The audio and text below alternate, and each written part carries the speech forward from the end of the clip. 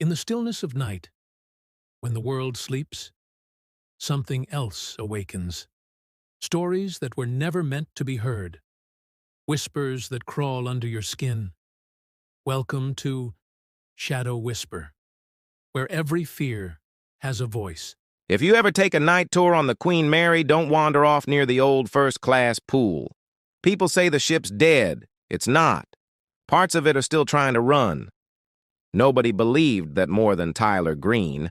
After his first week on the job, Tyler was 24, fresh out of community college, and working nights as a security guard on the Queen Mary in Long Beach. For most people, she was a museum, a hotel, a wedding venue with a haunted reputation and overpriced cocktails. For Tyler, she was a paycheck with creaky floors. He'd grown up in L.A. He'd seen actual crazy. Metro at 2 a.m., dudes screaming at pigeons in Hollywood, car chases on the 405, a retired ocean liner full of tourists and history nerds didn't scare him. The first few nights were easy. Walk the decks, check the doors, make sure drunk guests didn't try to sneak into haunted, restricted areas. The worst thing he dealt with was a bridal party trying to take selfies in a maintenance corridor. He got used to the smells, old oil, salt, mildew, cleaning chemicals. He got used to the way the ship groaned when the tide shifted, the way wind moaned through railings and portholes. The ghost stories? Background noise, other guards told them anyway.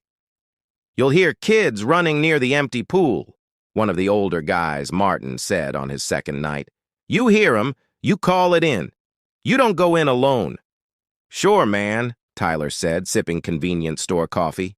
"Ghost toddlers, got it." Martin squinted at him. "I'm serious, kid. The ship remembers being alive. Some nights she tries to pretend." Tyler smirked and changed the subject. By the end of week 1, he'd memorized the route Deck M, check the exhibits. Down to the engine room, glance over the rail at the massive dead machinery. Up past the first-class pool, down the corridor behind the old changing rooms, swing through the hotel wing. Log it all on the little tablet clipped to his belt. His trouble started on a Tuesday, just after 2 a.m. It was slow season. Half the rooms were empty. The ocean outside was just black glass with city lights floating on it. The kind of night you could hear your own thoughts whether you wanted to or not. Tyler was doing his round on our deck, near the old first-class pool. That area was closed off, guided tours only, heavy door, keycard access. He walked past the door like he always did. Then he heard it. A splash. Not a creak, not pipes, not a weird echo. A clean, unmistakable splash, like someone had just jumped into a pool. Tyler stopped, rolled his eyes at himself. "Probably some pipe or whatever," he muttered. Then came the other sound. Laughter, high-pitched, quick, childlike. It bounced through the corridor in a way that didn't sound like it had gone through a wall. It sounded like it was just around the corner. "Yeah, no," Tyler said, but his feet were already moving. He keyed his radio. "Control, this is Green on our deck. I'm hearing something near the pool doors, just checking it out." Control answered in a bored drawl. "Copy, Green. Don't go in the restricted area. Just confirm the door's secure." "Roger that." The door to the pool was a thick metal frame with a little wired glass window. It was supposed to be locked. Tyler grabbed the handle. It turned. He frowned. "You gotta be kidding me." Someone must have forgotten to latch it after a tour. He cracked the door open just enough to look through. The pool area was lit only by low emergency lights. The tiled walls glowed a sickly pale green. The pool itself was empty, just an old, dry basin with flaking paint and a chain across the deep end. Tyler stepped inside. "Hello?" he called. "Security! If you're not supposed to be here, now's the time to bounce." His footsteps echoed off tile and metal. The smell hit him then. Wet concrete and something like old chlorine, even though the pool had been dry for decades. He swept his flashlight along the deck, into the corners, across the long-dead diving board. Nobody there, no kids, no splashing, no movement. but his boots left faint, damp prints on the floor as he walked. He shined the light into the deep end of the pool. At the very bottom, in the shallow dust, he saw them footprints, small ones, bare. They crisscrossed like a kid had been running loops down there, back and forth, circles, stops, starts, no adult tracks, no ladder marks, just those tiny, damp-looking prints that faded as he watched. His mouth went dry. "Yeah, I'm done," he said to nobody and backed toward the door. The metal handle was cold enough to burn when he grabbed it. He stepped back into the corridor, pulled the door shut, and swiped his badge to lock it. "Control green again," he said into the radio, trying to keep his voice casual. "Pool door was unlocked. I secured it." There was a pause longer than it should have been. "Copy that," Control said. "You went inside?" "Just to make sure nobody was in there," Tyler said. "It's fine. Empty." Another pause. "Try not to go in there alone, all right?" the guy in Control said, tone a little tighter now. "We've had complaints." "Yeah," Tyler said. "Noted." He told himself the footprints were from condensation, some weird temperature thing. Maybe one of the tour guides had tracked something in earlier. Maybe the ship just did creepy ship things sometimes. He finished his shift. He slept like garbage. 2 nights later, the ship got busy. Wedding group, convention people, some ghost tour crowd who wanted to be spooked. Tyler was on with Martin that night. Sometime after midnight, Martin lit a cigarette out on the aft deck, looking out over the harbor lights. "You go near the pool again?" he asked. Tyler shrugged. "Door was open. I locked it. That all." "Uh-huh," Martin said. "Hear anything?" "Just my imagination." Martin gave him a sideways look. "On this tub, imagination's just stuff you ain't ready to admit you heard." Before Tyler could answer, his radio crackled. "Security, this is front desk," came a tinny voice. "We got a guest on B deck complaining about kids running around above them. Says it's like splashing. Can someone check the deck above?" Tyler pulled a face. "Deck above B is R," Martin finished. "Pool level." They both went quiet for a second. "I'll take it," Tyler said, trying to sound annoyed instead of freaked. "Probably just somebody watching videos too loud." He made his way up through the metal stairwells, the air getting cooler the higher he went away from the hotel wing. The ship seemed to fall away behind him.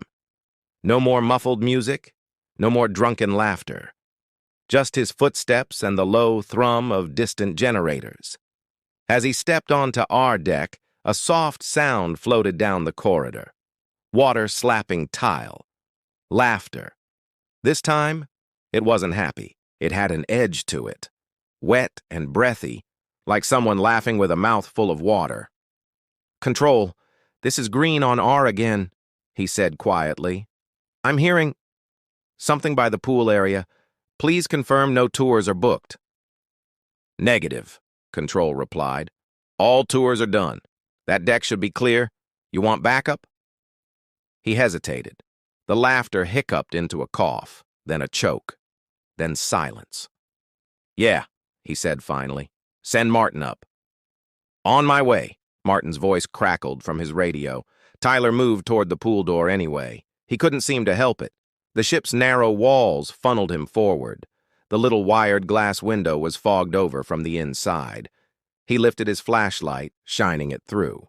For a second, just 1 second, he saw movement at the bottom of the empty pool. A pale shape, thrashing in slow motion, arms reaching up toward him, fingers spread wide. Then the window cleared, like someone had wiped it from inside. The pool was empty. Dry. Same as before.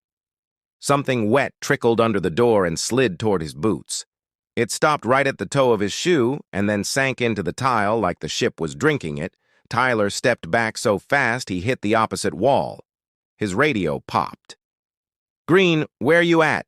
Martin asked, a little out of breath. "Outside the pool door," Tyler said, voice tight. "You hear any of that?" There was a long beat. He heard Martin's footsteps approaching. Then the older guard turned the corner, face serious. "No," Martin said. But I never do. That's your problem now. Tyler stared at him. What does that mean? Martin rubbed a hand over his jaw. Look, kid. This ship? She's like an old record. Stuff repeats. Gets stuck in grooves. Most of us just hear the needle skip. Every once in a while, she plays something for somebody specific. Like what? Tyler asked. Martin nodded at the door. Like kids that ain't there. Like water where water shouldn't be. Like cries for help from a pool that hasn't held water since your grandparents were kids. Why me? Tyler asked. He hated how small his voice sounded. No idea, Martin said.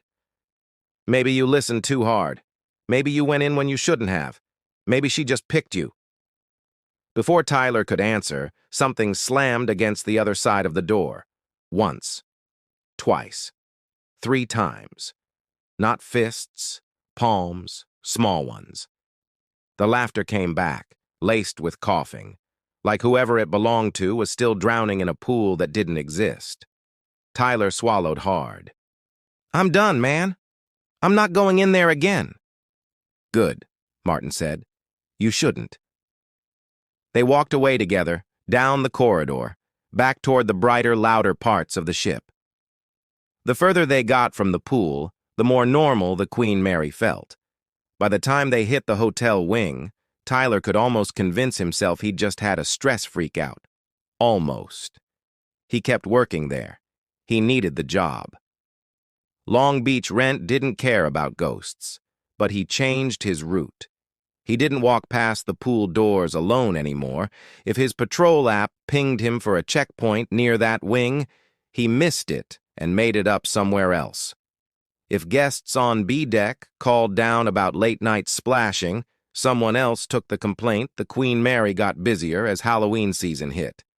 More tours, more ghost nights, more people laughing about the afterlife while drinking themed cocktails. Most nights, nothing happened.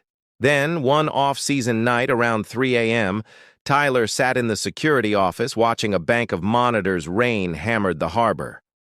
The ship rocked just enough to make the cameras sway. One feed flickered. Our deck. Pool door camera. For months, it had shown the same thing.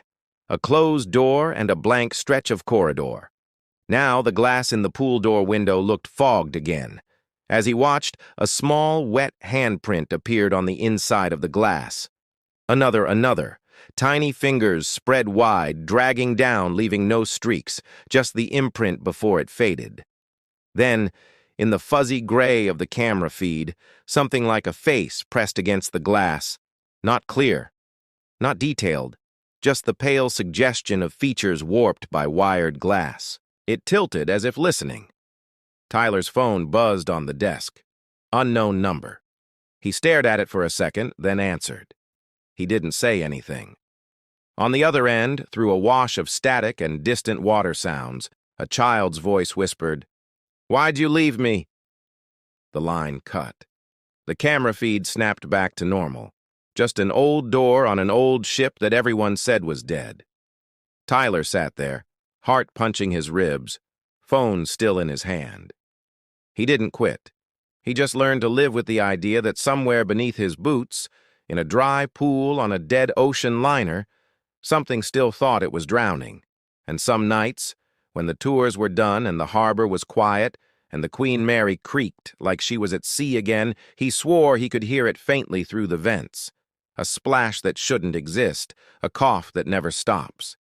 And laughter that only sounds like a kid's until you really listen to it. Let's move to the second story, but first let me tell you, if you want to share your story with us, we will love to hear it.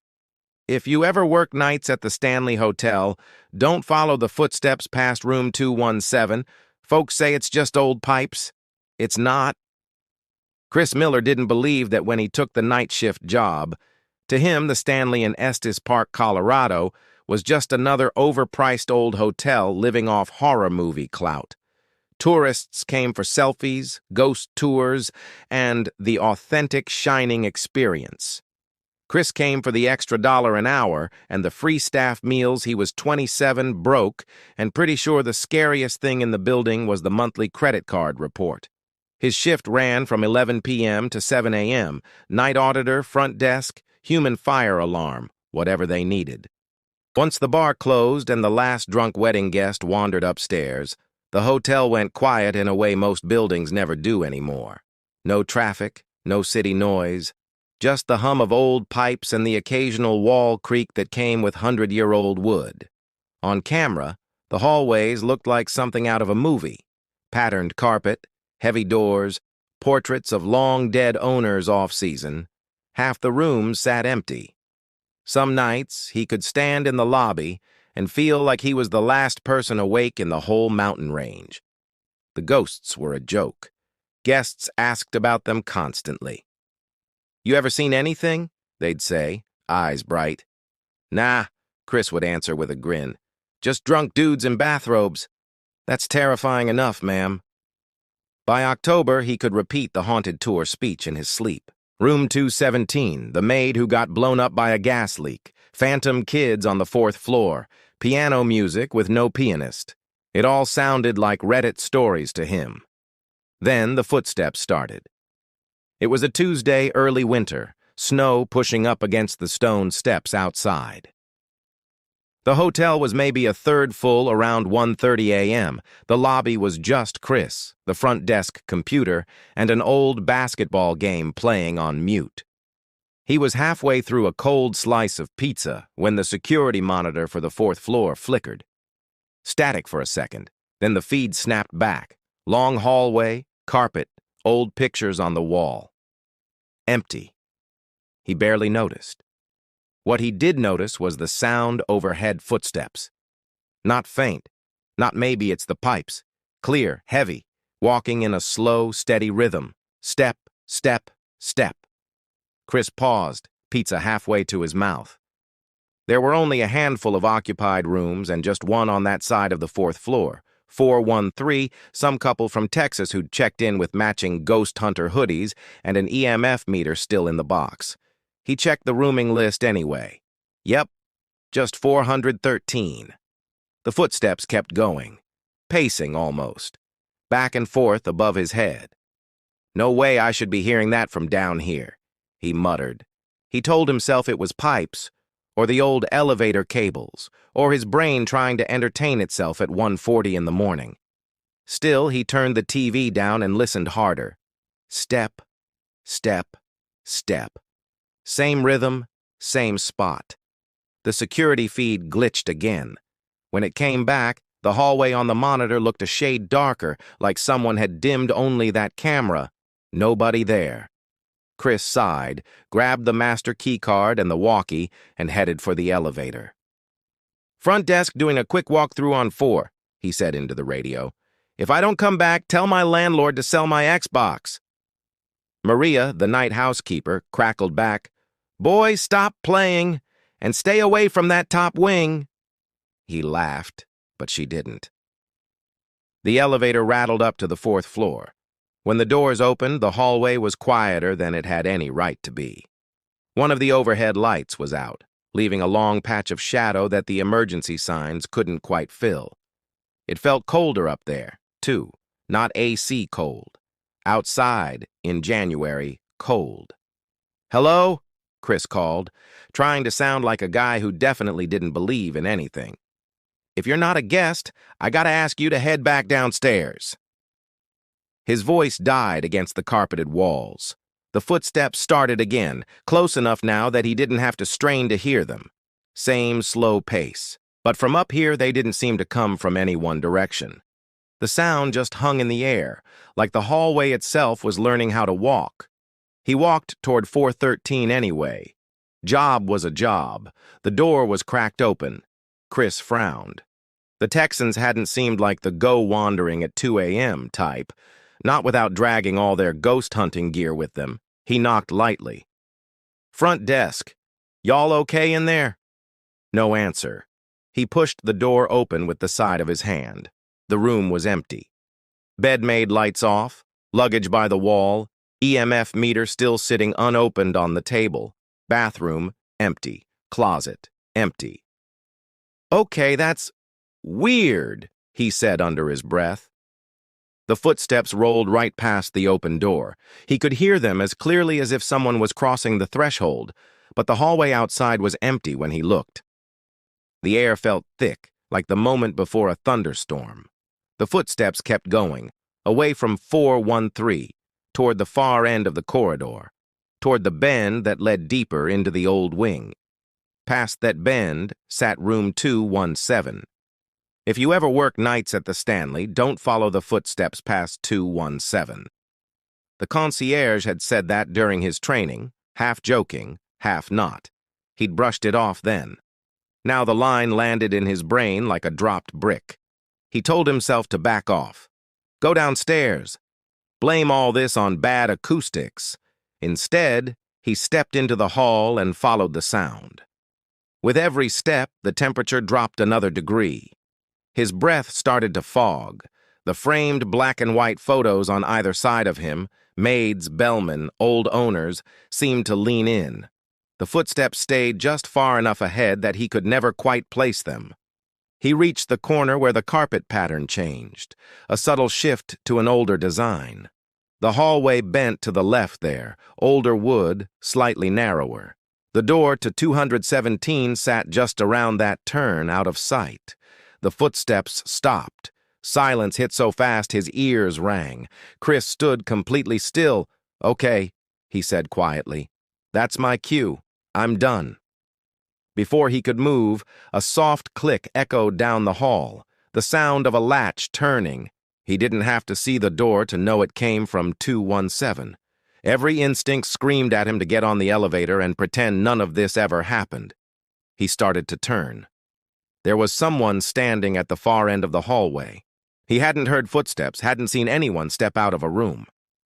1 second the corridor was empty, the next there she was. A woman, middle-aged maybe, old-fashioned dress, hem brushing her ankles. Her hair was piled up in that early 1900 style he'd seen in the old lobby photos. "Ma'am," Chris called, relieved to have anyone normal to talk to. "Sorry, the 4th floor's kind of restricted right now. Got some construction going on." She took one slow step forward. Her dress was damp from the waist down. Not dripping, not obvious, just wrong.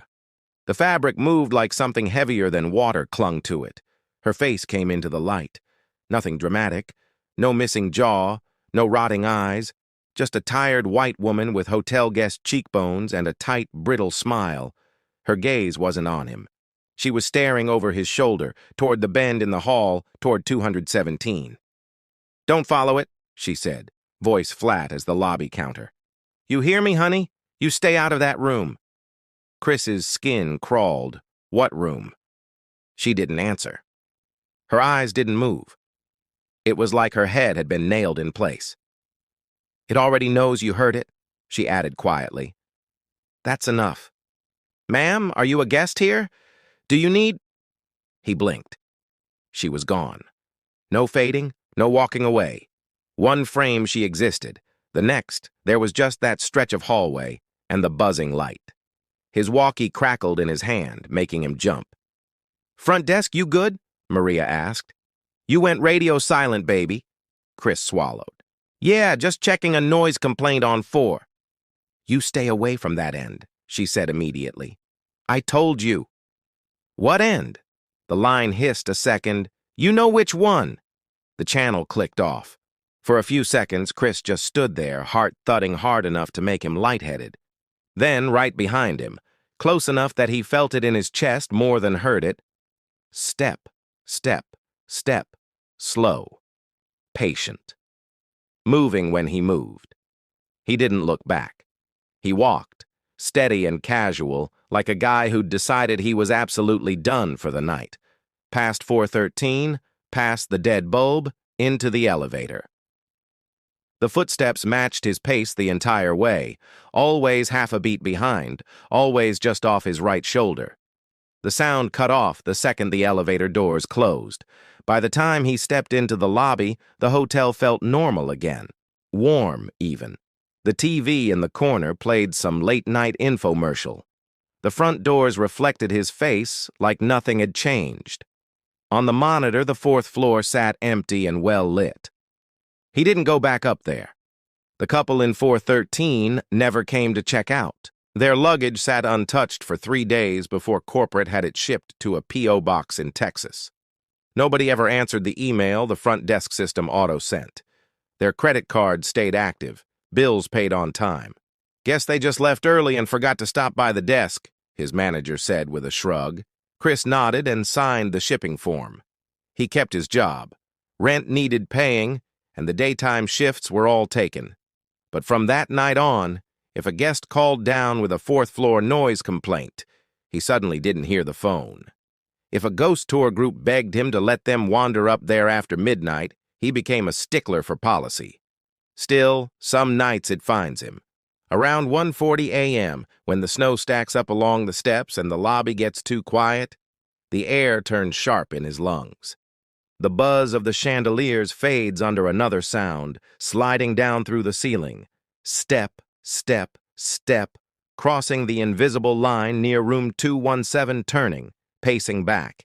Every time he hears it, the urge rises in his chest, stronger than it should be, to ride the elevator up, just for a second, just to see. Every time he stays put behind the desk, eyes on the glowing booking screen, fingers locked around a lukewarm coffee cup. He repeats 3 words under his breath like a prayer.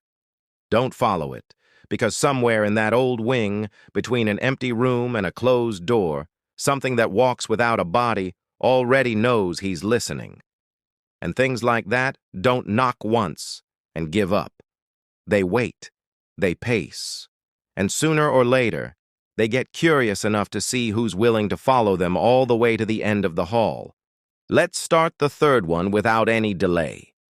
If you ask locals in the 7th Ward about the house on Dumaine Street, most won't even look in its direction. Not because it's haunted, not because of some old ghost story, but because of what police allegedly found sealed under the floorboards in the summer of 2019.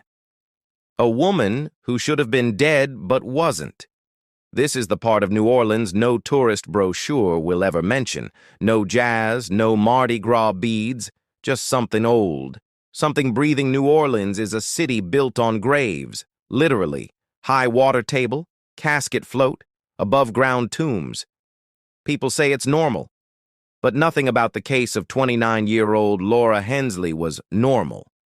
Laura disappeared on May 14, 2019, after leaving her bartending shift on Bourbon Street. No signs of struggle. Security cam caught her walking toward St. Anne Street. Then turning into an alley she had no reason to enter. She wasn't seen again until 3 months later.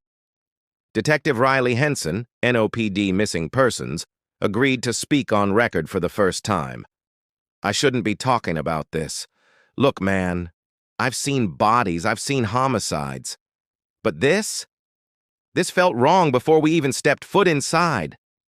Neighbors had reported drumming late at night like bone-deep rhythmic pounding. Then the smell started. Thick, sweet rot that clung to the whole block. Animal control thought it was a dead raccoon under the house. They were wrong. Very wrong. When officers arrived, the house looked abandoned. Boards on windows, no electricity, heat crawling inside like a trapped animal, Vive symbols carved into the paint. But the weirdest part? Every officer described the same thing.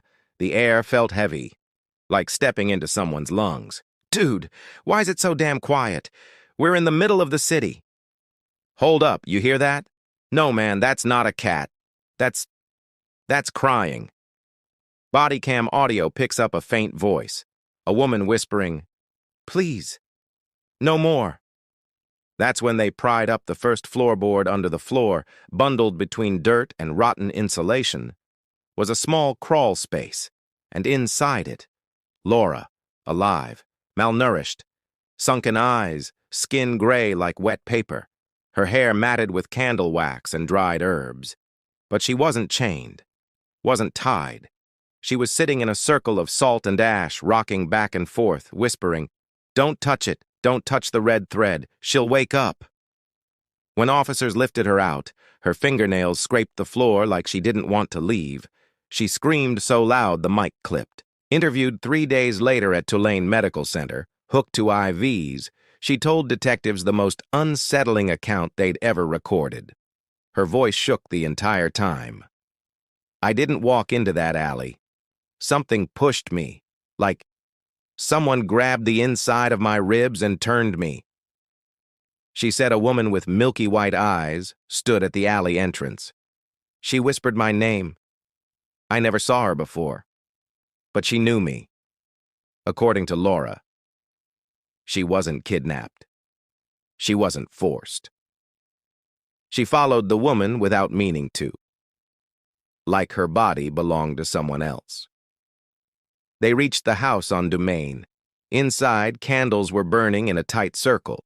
Red string was tied from candle to candle like a spider web. And in the middle was an old woman sitting so still, Laura thought she was dead. But then, her mouth moved, and she said, "Sit, child." Laura said she couldn't disobey. Her legs folded on their own. The old woman placed a string of bones around her wrist and whispered something in Creole. Then the drumming started, not from a drum. It was coming from under the house, like something hitting the floorboards from below. Laura blacked out. When she woke up, she was in the crawl space. The old woman was gone. Only the red thread was left. Every time Laura tried to move it, she said something tapped back from the dirt behind her. During the rescue, officers cut the red thread, and immediately, every candle in the room blew out at once. No windows, no air, just gone. At that exact moment, body cam audio captured a deep, low growl. Not human, not animal. A vibration so low it shook the mic. When investigators searched the crawl space properly later, they found claw marks in the dirt, a hollow cavity, like something had been lying there, and a single human tooth freshly pulled. Lab couldn't identify the DNA. Not human, not animal. Somewhere in between. Locals in the 7th Ward believe the house belonged to a Mambo, a powerful voodoo priestess who died years ago, but some people claim her spirit never left. Detective Riley said this off record, but it ended up in the raw audio. "We didn't rescue Laura. We interrupted something. And whatever we cut loose down there, man, I hope it stayed in that house." The house was demolished in late 2020, but the excavator operator refused to dig under the crawl space. Why? He said something was moving in the soil. Laura left New Orleans 6 months later, changed her name, moved out west. When producers contacted her for this documentary, she responded with one line: "If you tell my story, don't tell them where the house was. She's not done yet." Before we move to the next case, the one out in the Arizona desert, there's one detail investigators still don't have an explanation for. During cleanup, officers found red thread tangled around the nails under the floor, as if something had crawled upward trying to get out. So let me ask you this. If you found a sealed crawl space under your house, would you open it? By the time Derek noticed the face on the lobby camera never matched the guy he was buzzing in, it was already the 3rd night in a row. He worked nights as the doorman at a mid-range apartment building in Midtown Manhattan. 12 stories, old brick, half renovated, half falling apart like everything else near Penn Station. Not the fancy Upper East Side kind of place with bellhops in suits. This was key fobs, Amazon packages, and a broken steam radiator that hissed like a pissed-off cat. Derek liked the shift, mostly. Less small talk, more tips from bar workers and nurses stumbling in at 4 a.m. He could put on the game, scroll his phone, drink bad coffee, and pretend he was guarding something important. The building had a simple rule after 11 p.m. No one comes in without a resident buzzing them. Most nights, the system worked fine. That Tuesday, just after 2:30 a.m., the front door intercom buzzed. Derek muted the TV and hit the talk button. "Front desk," he said. "Who's this?" "Delivery," a male voice replied. Grubhub for Santos, 9C. Derek checked the little sheet taped by his monitor. 9C, Santos, night nurse, always ordering food at insane hours. All right, hang on, Derek said. He glanced at the small, slightly fuzzy black and white camera feed pointed at the building entrance. A guy in a hoodie stood outside, head down, holding a plastic delivery bag. Seemed normal. Derek dialed 9C on the panel. A sleepy voice answered. Yeah? Food for you, Derek said. Oh, thank God. Yeah, send him, she yawned. Derek hit the door release. The lock buzzed, the front door clicked, and the guy in the hoodie pulled it open without looking up. He walked past the lobby camera and out of frame. That was the first night. The second night, it was 2:27 a.m. Same buzzer, same male voice. Delivery for Santos, 9C. Derek looked at the lobby cam. Same height, same build, same nondescript dark hoodie. This time, though, the guy held the delivery bag close to his chest like he didn't want the camera to see the logo. Derek called up again, Food for you. 9C sounded more awake. Yeah, I ordered? Send him. Door buzz. Door open. Hoodie guy walked in. This time, Derek watched the monitor that showed the elevator interior. The guy stepped in, hit the button, and stood in the corner. Face angled down. Hood shadowed. Derek shrugged. People were weird about cameras in this city. Paranoid, high, or both. The third night, 2 a.m. on the dot, the buzzer hit again. Front desk, Derek said, already half expecting it. Delivery Santos, 9C. The voice sounded the same, but flatter. Like the guy was bored now. Derek checked the door cam. For half a second, the screen showed the empty vestibule. Then it glitched, a quick line of static, and suddenly the hoodie guy was standing there, already inside the little entry space like he'd appeared between frames. He wasn't holding a bag this time. Derek frowned. You got food or what, man? Yeah, the voice said through the intercom. Hands full, just buzz. Something in Derek's chest tightened. He punched in 9C anyway. This time, nobody picked up. The intercom rang out into the empty hallway upstairs, then clicked off. Derek hesitated. Yo, 9C didn't answer, he said into the speaker. You sure she's expecting something? Silence on the line. The guy outside didn't move, didn't shift his weight, didn't look at the camera. Then the buzzer went off from upstairs. Someone inside the building hitting their own door release. The front door lock clicked. Derek's eyes shot to the panel. The light next to 9C's number was dark. The light blinking was 4B. Derek stared at it. 4B was a one-bedroom rented by some finance dude who traveled a lot party guy. Loud friends on weekends, gone most of the month. Derek grabbed the phone and dialed the apartment. No answer. He looked at the lobby cam again. The hooded figure had already stepped through the door, moving out of frame toward the elevator. He snatched the radio off his belt. This is Derek at 14 West 38th, he said, trying to keep his voice steady. Anyone else on tonight? Nah, you solo till 6, came the bored reply from the building's overnight manager, who was technically on call from his bedroom in Queens. What's up? We just had 4B buzz someone in, Derek said. But the guy said it was food for 9C. No bag. Late night hoodie. Feels off. The manager grunted, Shit. You armed? With what? My charming personality? Derek said. Relax, the manager said. Probably some stoned Postmates kid hit the wrong bell, and a drunk dude upstairs thought it was his just ride the elevator up, yell down the hall, scare him a little. Derek wanted to say no. Instead, he grabbed the little metal flashlight and headed for the elevator.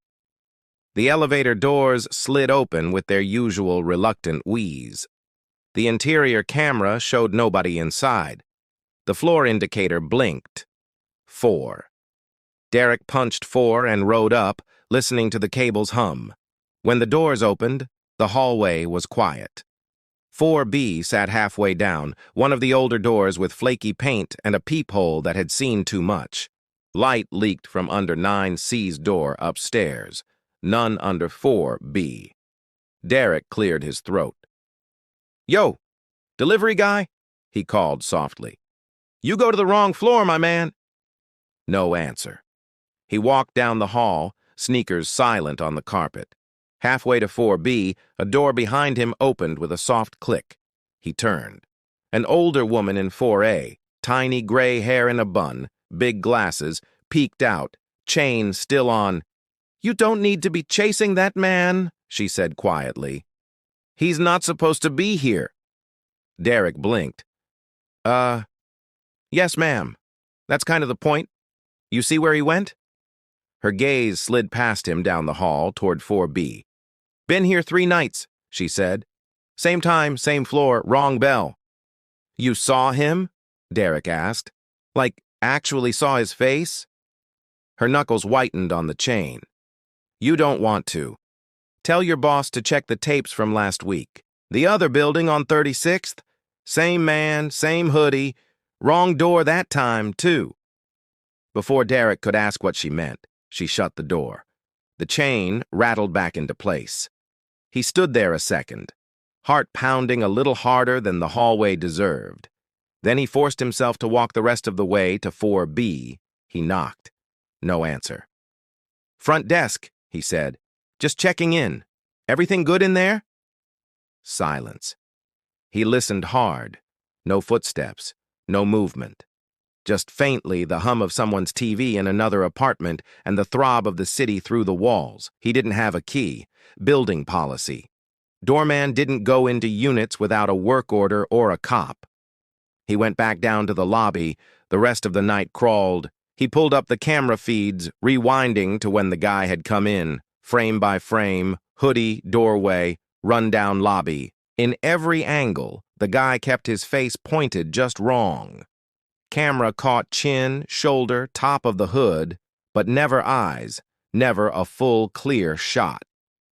At 5 a.m., the overnight manager called back. "Pulled some stuff on that address Mrs. Goldstein mentioned," he said. "There was a home invasion 2 weeks ago over on 36th late-night entry. No sign of forced entry. Doorman swears he buzzed in a delivery for a resident. Resident never ordered anything." Derek swallowed. "Somebody die?" "Nah," the manager said. "Guy got lucky. Heard the lock, screamed his head off, intruder bailed. Camera caught a hoodie. No face cops think he's been trying buildings, seeing who lives alone, who buzzes half asleep. And we just let him in 3 nights in a row," Derek said. "You followed procedure, man," the manager said. "Resident confirmed 2 out of 3. No one's blaming you. Just tighten it up. If it feels weird, it's weird. Don't be so free with the buzzer." Derek hung up and watched the sky outside the glass go from black to bruised purple. He didn't sleep well when he got home. 2 nights later, it got worse. He came in at 11 to a post-it on the desk. 4B, knock complaints. Someone keeps trying my door at night. Call log showed 2 overnight calls he hadn't been there for, both around 3 a.m. A muffled voice on the recording. "Hey, front desk? Some guy's knocking and then not answering. Can you check the floor?" No one had answered those calls. The temp doorman had missed them and already been chewed out. Derek felt a knot settle in his stomach. Around 2:12 a.m., he turned the lobby TV off completely, pulled the volume knob out so he wouldn't be tempted. 2:18 a.m. Nothing. 2:25 a.m. The intercom stayed silent. He almost started to relax. 2:32 a.m. Somewhere above him, faint but clear, somebody pounded hard on a door. 3 fast hits, then 1 slow bam, bam, bam, bam. His phone buzzed at the same time. 4B. He picked up. "Front desk." "Hey," a man whispered, sounding more annoyed than scared. "Your buddy's back. I'm not trying to be that guy, but this is like the 5th night. He knocks, I ask who it is, nobody answers." Derek swallowed. "Stay on the line," he said. "I'm going to check cameras." He pulled up the 4th floor feed. The hallway outside 4B was empty. "No one's at your door right now," Derek said. "You sure it's not someone across the hall?" "I know what my door sounds like," the guy in 4B muttered. "Look, whatever, man. Just keep an eye out, all right?" "Yeah," Derek said. "Yeah, I got you. Call me back if it happens again." He hung up, heart in his throat, eyes glued to the monitor. 2:35 a.m. The elevator camera flickered. For a half-second, static washed the screen. Then the car was just on the 4th floor, doors already open. Nobody inside. Doors stayed open a beat too long, then shut again, and the car drifted back down to the lobby. Derek hadn't hit any buttons. His thumb was still pressed white-knuckled into the underside of the desk. He grabbed his radio. "Hey, boss, you up?" Grumpy voice. "What now?" "I'm getting phantom elevator trips to 4, Derek said. "We've got Pryor with that hoodie guy. 4B's complaining again. I'm not trying to be dramatic, but this is feeling off." Long sigh. "You want me to call it in?" "Yeah," Derek said. "Yeah, I do." The manager swore under his breath. "All right, I'll ping the precinct. They're already working on the 36th Street thing. They'll recognize the pattern. Sit tight. Don't go upstairs." For once, Derek listened. He stayed at the desk, eyes on the monitors, fingers hovering over the 911 speed dial just in case at 2:49 a.m., the front door camera caught movement. Not from outside, from inside the vestibule. The hoodie guy was standing there, facing the glass, hands in his pockets like he'd been waiting the whole time. He hadn't come through the lobby. Elevator showed nothing. Stairwell cam showed nothing. One frame, empty entryway. Next frame, inches from the glass. He lifted his head just enough that the shadow of the hood pulled back. Derek leaned closer to the monitor. The image was bad, grainy, low-res, black and white, but he saw enough. A jaw that hadn't shaved in a couple of days. Thin lips. Eyes that looked too calm for someone lurking in a lobby at 2:49 in the morning. The man smiled. Then he lifted one hand, not to wave, not to knock. He mimed pressing a buzzer. Right as he did, the panel at Derek's elbow lit up. 4B, door release. The lock on the front door clicked. Derek slammed his hand down on it, twisting the manual deadbolt before the hoodie guy could move. The man's smile didn't change. He tilted his head, watched Derek through the camera for a long, weirdly patient beat. Then he turned and walked out of frame like this was all some game he was in no hurry to lose. Derek's phone rang 30 seconds later. NYPD. They were already on the way. Pattern matched. Suspect possibly in the area. Stay inside. Don't engage. It took them 8 minutes to get there. They never found the hoodie guy. They did take statements. They pulled footage. They talked to Mrs. Goldstein in 4A and the pissed-off finance bro in 4B, who swore up and down he was done buzzing in anyone he hadn't FaceTimed first. The super installed a new panel with a camera residents could see from their phones. Management sent out a building-wide email about enhanced security procedures. Derek kept his job. He also started carrying a little can of pepper spray clipped inside his jacket, just in case realistic horror decided to come back. Some nights, when the city feels extra thin and every siren sounds too close, he watches the monitors more than he watches the game. He doesn't use the buzzer without a name, a face, and a double check. And every now and then, around 2:30 a.m., and the elevator still makes that lonely trip up to 4 with no one in it, doors opening on an empty hallway outside 4B before drifting back down. The feed will flicker just once. Long enough for him to imagine a figure standing just out of frame, listening for a buzz that doesn't come anymore. He tells himself it's just New York being New York. Glitches, weirdos, bad wiring, bad luck. Because some stories don't need ghosts to be scary. Sometimes it's just one guy in a hoodie who learned the patterns of a tired city.